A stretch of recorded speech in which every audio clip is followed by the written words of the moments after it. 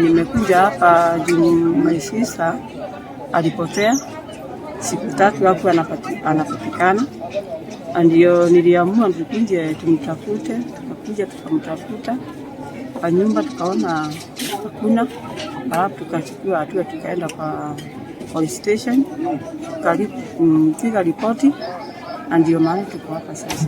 Hata nimeshtuka, sijawahi sikia, yani nilikuwa nasikia lakini leo nimejionea na kwa macho yangu. Huyo alikuwa rafiki yake, si kuweka vile kwa alikuwa rafiki yake. Nimekuja huku juu ya mama wa watoto wangu ambaye aliripotiwa hapatikani, tukakuja kumtafuta. Wakati tulikuta vyenye kuko, tukaenda polisi tukapiga ripoti, then tukakuja na polisi tukaambiwa sasa waache tunyamaze waanze uchunguzi. Niliambiwa na watoto kutoka Sunday ndiye alipotea. Alikuwa anauza miraa pale stage. Kama amekuja kama amekasirika, asikumbali tu kukaa kwa nyumba, afadhali utoroke dakika kidogo alafu urundi ndio muongee kenye imemkasirisha. Juu atungepata mambo kama haya. Ukali sana kwa Jesse kwa sababu ya hiyo jamaa kuua bibi yake, kwa sababu kuna watoto akawa wanampenda, lakini wakati huwa watu wa Dhiva North na wa Kiratina wamekasirika sana kwa sababu hiyo jamaa. Tukimpata sisi tumpeleka polisi au tumuue. Hata habari kwamba kuna mama ambaye alikuwa amepotea.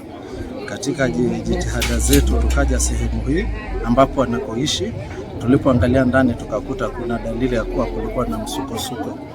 Baadaye tukaweza kuona ni kama kulikuwa kumechimbwa, na manake kule kuchimbwa yahitaji wataalamu. Itahitaji hapa kuja watu wa health, wa county, itahitaji pathologist na itahitaji order. Kwa hivyo mimi na ushirikiano pamoja na wenzangu kutoka DCI ndio tunaenda kupata mambo yote, turudi tuweze kufukua sehemu hiyo tuone kama tutaweza kupata mwili. Kuna mtoto alipata na bwana mwingine hapo mbeleni awali, ambaye huyo mtoto alikuwa amekuja kumtembelea mama, manake hakuweza kumpata kwa kama siku 3. Alipokuja akashuku kwamba kuna mambo, ndio akapiga ripoti na tukaweza kufika hapa.